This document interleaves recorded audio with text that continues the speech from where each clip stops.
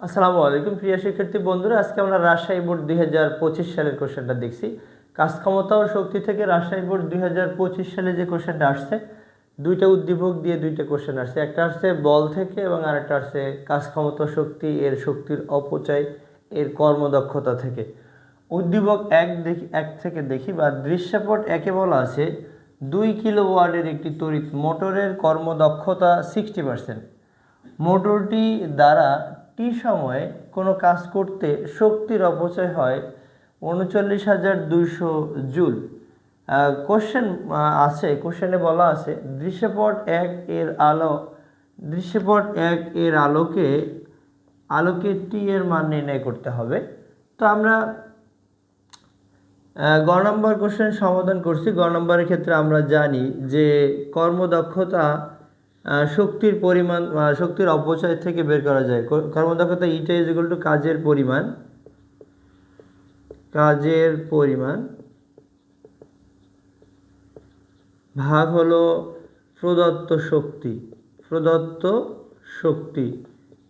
কর্মদক্ষতা 100% শতকরা হিসাব করা হয়, কিন্তু এখানে একটা জিনিস আমাদের খেয়াল করতে হবে, এখানে ইটা এর মান পার্সেন্টে দেওয়া আছে, এইখানেও পার্সেন্ট, তার মানে আমরা দুই দিক থেকে পার্সেন্টটা বাদ দিয়ে দিলাম।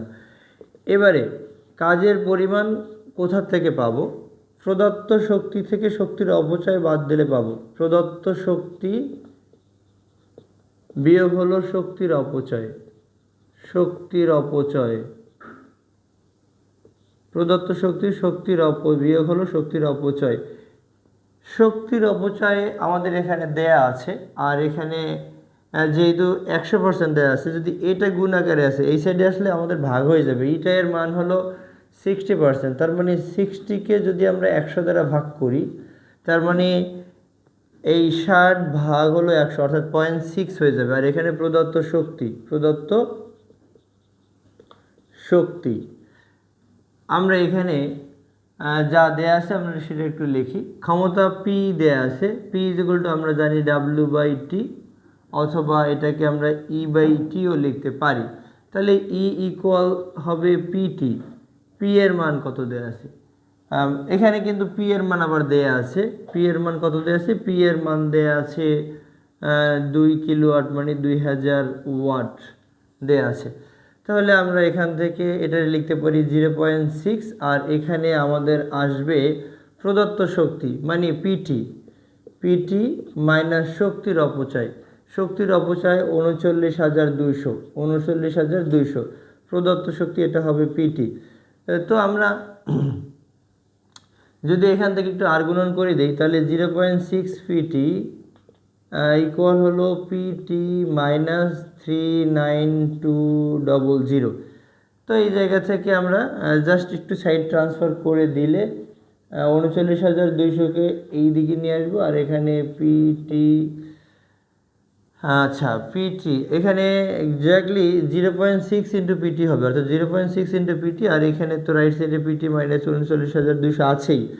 তার মানে আমরা একটা কাজ করব, 39,200কে বাম দিকে নিয়ে আসবো, আর এখানে পিটি আছে, আর এখানে ডান দিকেটা নিয়ে আসলে 0.6 পিটি হবে।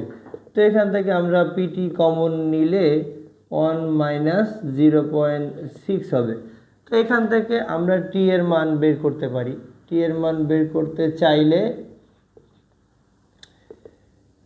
জাস্ট পি ইন্টু 1 মাইনাস 0.6 দ্বারা ভাগ হবে, তাহলে উপরে হবে 39,200 ভাগ হবে পি ইন্টু, আচ্ছা তো এটা আমরা এরকম চিন্তা করতে পারি 1.0, এখান থেকে আমরা যদি 0.6 বাদ দিই তাহলে 6 হবে, অর্থাৎ মাইনাস 0.4, মানে এক্স্যাক্টলি এখান থেকে আমাদের 0.4 আসবে। তো এখন আমরা ক্ষমতা দেওয়া আছে 2000 ইন্টু হলো 0.4 ইন্টু হলো ভাগ হলো, অর্থাৎ 39,200কে যদি আমরা 2000 ইন্টু 0.4 দ্বারা ভাগ করি, তাহলে টি এর মান আমরা পেয়ে যাব 39,200 ভাগ করব 2000 ইন্টু হলো 0.4, তার মানে এখান থেকে আমরা পাচ্ছি 49 সেকেন্ড সময় পাচ্ছি। যে দৃশ্যপট 2-এ দেয়া আছে এসি তলের ঘর্ষণ সহগের মান, অর্থাৎ মিউ এস দেয়া আছে, স্থিতি ঘর্ষণ সহগের মান বলা যেতে পারে। এখন এসি তলে কোনো বস্তু রাখলে তা স্থির থাকবে কিনা, এখন এখানে আমরা যদি কোনো বস্তু রাখি সে বস্তুটা স্থির থাকবে কিনা সেটা নিয়ে কথা বলা আছে। বল রিলেটেড, ঘর্ষণ বল সাধারণত এই আনুভূমিক তলে আমরা যদি কোনো বস্তু রাখি, আনুভূমিক তলে কোনো বস্তু রাখলে ওই বস্তুটা যদি আমরা বল সামনের দিকে প্রয়োগ করলাম, তাহলে এই বস্তুটার ঘর্ষণের কারণে একটা বল প্রয়োগ করবে প্রযুক্ত বলের বিপরীত দিকে, যেটাকে আমরা এফকে কাইনেটিক ফ্রিকশন বলে আসছি বলের অধ্যায়ে। এখন এই বস্তুটার কিন্তু ওয়েট আছে, বস্তুটা ওয়েট কিন্তু নিচের দিকে ক্রিয়াশীল হবে, এমজি খাড়া নিচের দিকে প্রযুক্ত হবে।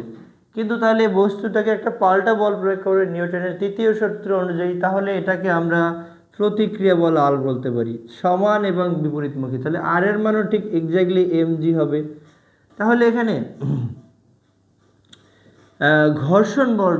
ঘর্ষণ বলটা কেমন হবে, বস্তুটা যত কে সমানুপাতিক হলো আর, এফ কে সমানুপাতিক হলো আর। এখন এই সমানুপাতিক চিহ্নটা অর্থাৎ ঘর্ষণ বলটা যত বেশি হবে, অর্থাৎ এখানে বস্তুর ভর যত বেশি হবে, বস্তুটা তত স্টেবল থাকতে চাবে, তত ঘর্ষণ বল বেশি হবে, তাহলে এফ কে সমানুপাতিক আর হবে। তাহলে এখান থেকে যদি আমরা সমানুপাতিক চিহ্নটা উঠাই দিই তাহলে আসবে মিউ, যেটাকে আমরা ঘর্ষণ সহগ বলে থাকি। তাহলে মিউ ইকুয়াল কত হবে, মিউ ইকুয়াল হবে এফ কে বাই হলো আর, এটা আমরা লিখতে পারি।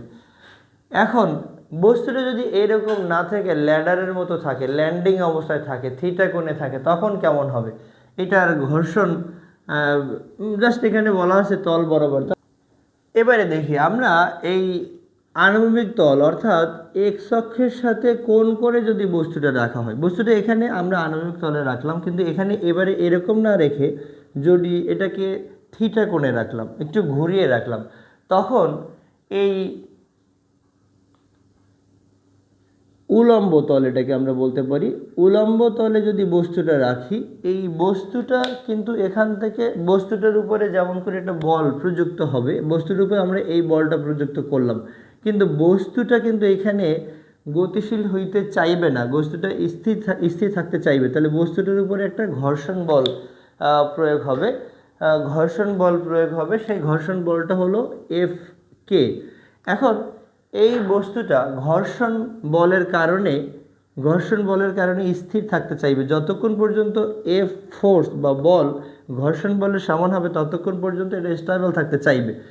কিন্তু যদি আমরা এই নিশ্চল কোণ, এই থিটা কোণ একটু বাড়িয়ে দিই, তখনই এই বস্তুটা গড়িয়ে পড়বে। কিন্তু এইখানে আমাদের যেমন করে এই বস্তুটার ভর ঠিক নিচের দিকে ক্রিয়া করে, সেটা আমরা ওজন নিচের দিকে কাজ করে, বস্তুটার ওজন নিচের দিকে কাজ করে, সেটা আমরা দেখেছি। যদি এখান থেকে আমরা একদম সোজা নিচের দিকে একটা লম্ব টানি, তাহলে এইখানের এর ওজন ঠিক নিচের দিকে কাজ করে, এটা আমরা দেখালাম। এখন এইখানে কিন্তু 90 ডিগ্রি কোণ উৎপন্ন হলো, এখানে যদি 90 ডিগ্রি হয় আর এখানে যদি থিটা হয়, এই দুইটা কোণের মান কিন্তু হবে 90 ডিগ্রি। তাহলে এই কোণটা কত হবে, এই কোণটা হবে অবশ্যই 90 ডিগ্রি মাইনাস থিটা, এই কোণটা হবে 90 ডিগ্রি মাইনাস থিটা হবে, অবশ্যই 90 ডিগ্রি মাইনাস থিটা। অর্থাৎ এটা একটা সমকোণী ত্রিভুজ, তিন কোণের সমান 180 ডিগ্রি হবে। এটা যদি 90 ডিগ্রি হয় এবং এটা যদি থিটা হয়, তাহলে এটা অবশ্যই 90 ডিগ্রি মাইনাস থিটা হবে। এখন জাস্ট এইখানে আমরা এই ভেক্টরের বিভাজনের মাধ্যমে আমরা দেখব যে এই এমজিটা দুই দিকে ভাগ হয়ে যায়, দুইটা উপাংশ বরাবর ভাগ হয়ে যায়। তো এখান থেকে আমরা একটা লম্ব টানলাম, অর্থাৎ আনুভূমিক তলে একটা আমরা লম্ব টানলাম। এই লম্ব টানার ফলে আনুভূমিক তলে আমরা একটা লম্ব টানলাম, তাহলে লম্ব টানলে এটাকে একটু নিচের দিকে টেনে দিই, তাহলে এখানেও কিন্তু 90 ডিগ্রি হবে, অর্থাৎ এই টোটাল এই কোণের মান হবে 90 ডিগ্রি। তো 90 ডিগ্রি আমরা আবার একটু বুঝি যে এইখানে আমাদের এই কোণটার মান 90 ডিগ্রি মাইনাস থিটা যদি হয়, তাহলে এই কোণটার মান কত হবে, এই কোণটা কত হবে, অর্থাৎ দুইটা মিলে যোগফল কিন্তু 90 ডিগ্রি হবে। যেমন করে আমরা বলছিলাম এইখানে থিটা আর 90 ডিগ্রি মাইনাস থিটা মিলে কিন্তু আবার দুইটা 90 ডিগ্রি হয়। কীভাবে 90 ডিগ্রি হয়? 90 ডিগ্রি মাইনাস থিটা প্লাস হলো থিটা কাটলে আবার 90 ডিগ্রি হয়। কিন্তু এখন আমার এই দুইটার যোগফল আমরা 90 ডিগ্রি চাচ্ছি, তাহলে এইখানে কিন্তু এই 90 ডিগ্রি মাইনাস থিটা, তাহলে প্লাস এটাও থিটা লাগবে, এখানে প্লাস এটাও থিটা লাগবে। এখন এই এমজি দুইটা উপাংশে ভাগ হয়ে যাবে। এখন এখানে একটা আমরা মনে রাখতে হবে, যার সাথে থিটা তার সাথে কজ হয়, যার সাথে কোণ বা থিটা, কোণ অথবা থিটা তার সাথে কজ হয়, তার সাথে কজ হবে এটা। এবং তাহলে এখানে যদি কজ হয় এমজি কজ থিটা যদি হয়, তাহলে ঠিক এটা প্রতিক্রিয়া বলের জন্য উপরেরটাও ঠিক হবে আর বা এটা এমজি কজ থিটা। যেমন করে এই প্রতিক্রিয়া এখানে যেটা ছিল নিচে এমজি ছিল, এখানে ঠিক সমপরিমাণ এই প্রতিক্রিয়া মানে এমজি ছিল। আর এইখানে যেহেতু এমজি কজ থিটা, এখন এইখানে কজ থিটা কেন হয় এটাও আমরা একটু বুঝতে চাই। এই 2 ডাইমেনশনাল একটা তল চিন্তা করলাম, এটা হলো এক্স অক্ষ এবং এটা হলো ওয়াই অক্ষ। আমরা জাস্ট থিটা অ্যাঙ্গেলে যেটা চিন্তা করি, এইখানে আমরা একটা ভেক্টর বিভাজনের এখানে একটা অবস্থান ভেক্টর আমরা যেভাবে বুঝি সেরকম একটু এখানে এটাকে বিভাজন করে দিলাম, মূল বিন্দুকে আমি একটা সরলরেখা টানলাম। এখানে যদি আমরা আর বলি, ধরে নিলাম এতটুকু হলো আর এক্স এবং এইখান বরাবর এই এতটুকু, তাহলে এইখানে অবশ্যই 90 ডিগ্রি হবে। তাহলে কস থিটা, এখানে যদি থিটা চিন্তা করি তাহলে কস থিটা সমান কী হবে? কস থিটা হবে ভূমি বাই অতিভুজ। আমরা কবরে ভূত আসে বা মানে কলকাতা ভ্রমণে আসি, আমরা যেটা বলি আর কি, যেভাবে সহজে মনে রাখার চেষ্টা করি, তাহলে কস থিটা সমান হবে কত? কস থিটা সমান হবে ভূমি বাই অতিভুজ আর এক্স বাই, এটাকে আমরা আর বলতে পারি। তাহলে আর এক্স সমান কত হবে? আর এক্স সমান হবে আর কস থিটা। তো আমরা বলছিলাম কি, যার সাথে কোণ বা যার সাথে থিটা তার সাথে কজ হয়, তাহলে এখানে এমজি কস থিটা হবে। এইবারে অন্য যেটা আছে, যদি আমি এই দিকে চিন্তা করি ওয়াই অক্ষ বরাবর, যদি এটা না নিই আমরা এটা নেই, এখানে যদি অন্য একটা কোণ চিন্তা করি, এটা থিটা না চিন্তা করি, এটাকে যদি আমরা ফাই কোণ চিন্তা করি, তাহলে কি হবে?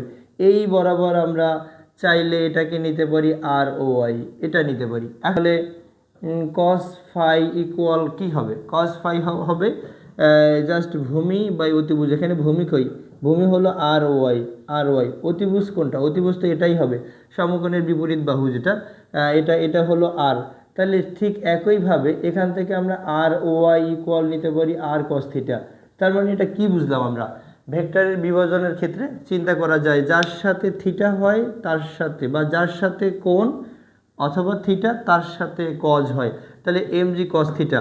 তাহলে এটা যেহেতু দুইটা উপাংশে বিভক্ত হয়ে গেছে, এই একটা হবে এখানে জাস্ট এমজি কস থিটা যদি এইদিকে হয়, তাহলে অন্য একটা এখানে যে 90 ডিগ্রি অ্যাঙ্গেল আছে এই বরাবর কাজ করবে এমজি সাইন থিটা। দুইটা উপাংশ এমজি সাইন থিটাটা নিচের দিকে কাজ করবে। এখন আমরা কিন্তু এইখানে একটা জিনিস পাইছি, এই মিউ ইকুয়াল পেলাম এফ কে ঘর্ষণ বল বাই হলো বল প্রতিক্রিয়া বল। এখন এফ কে, এখন এখানে equal to MG R equal হবে এই প্রতিক্রিয়া এমজি কস থিটা। এখানে ঘর্ষণ বল এবং এই যে এখানে ঘর্ষণ বলটা এবং এই নিচের দিকে প্রযুক্ত বল, এটা সমানুপাতিক। তাহলে প্রযুক্ত বল F is equal to MG sine theta, এখানে আমরা বলতে পারি এমজি সাইন থিটা। যদি আমরা এই এমজি কেটে দিই, তাহলে মিউ ইজ ইকুয়াল টু হবে ট্যান থিটা। থিটা এর মান যত হবে তত ডিগ্রি পর্যন্ত ধরে রাখতে পারবে। আমরা একটু এখন বের করি, তাহলে এখানে থিটা ইজ ইকুয়াল টু আমরা লিখতে পারি ট্যান ইনভার্স, এটাকে আমরা মিউ এস স্থিতি ঘর্ষণ বলতে পারি, অর্থাৎ স্থির থাকার জন্য যেটা হবে mu S. Theta is equal two tan inverse mu S. এখন এইখানে কি দেয়া আছে? এখানে মিউ এস এর মান দেয়া আছে 0.25, মিউ এস এর মান দেয়া আছে 0.25। আমরা যদি এটা বের করি তাহলে 14.03, এক্স্যাক্টলি এই থিটা এর মান আসে 14.03 ডিগ্রি 03 ডিগ্রি। এইখানে নির্সল কোণের মান দেয়া আছে 15 ডিগ্রি, অর্থাৎ 15 ডিগ্রি। এখানে আমরা বের করে দেখলাম যদি 14.03 ডিগ্রি পর্যন্ত বাঁকাই তাহলে বস্তুটা এই 14.03 ডিগ্রি পর্যন্ত, এইখানে 14.03 ডিগ্রি পর্যন্ত, এইখানে জাস্ট কত এই কোণটার মান যদি 14.03 ডিগ্রি পর্যন্ত আমরা এখানে বাঁকাই তাহলে বস্তুটা কিন্তু স্থির থাকবে। যদি 14.03 ডিগ্রির চেয়ে বাঁকানো হয় আণবিক তলের সাথে যদি উলম্ব তল 14.03 ডিগ্রির চেয়ে বাঁকানো হয় তাহলে বস্তুটি গড়িয়ে পড়বে। একেবারে সোজা কনসেপ্ট। অর্থাৎ আমরা বের করতে পারলাম যে স্থিতি ঘর্ষণ সহকের মান 0.25 দেওয়া আছে, তাহলে আমরা নির্সল কোণের মান কত ডিগ্রি পর্যন্ত বস্তুটা এখানে স্টেবল থাকবে, অর্থাৎ বস্তুটা 14.03 ডিগ্রি পর্যন্ত বস্তুটা এখানে এই কোণটার মান 14.03 ডিগ্রি পর্যন্ত যদি আমরা করি তাহলে বস্তুটা তখনও গড়িয়ে পড়বে না। কিন্তু এখানে দেয়া আছে কোণের মান দেয়া আছে 15 ডিগ্রি, তাহলে বস্তুটা অবশ্যই এসি তল বরাবর গড়িয়ে পড়বে।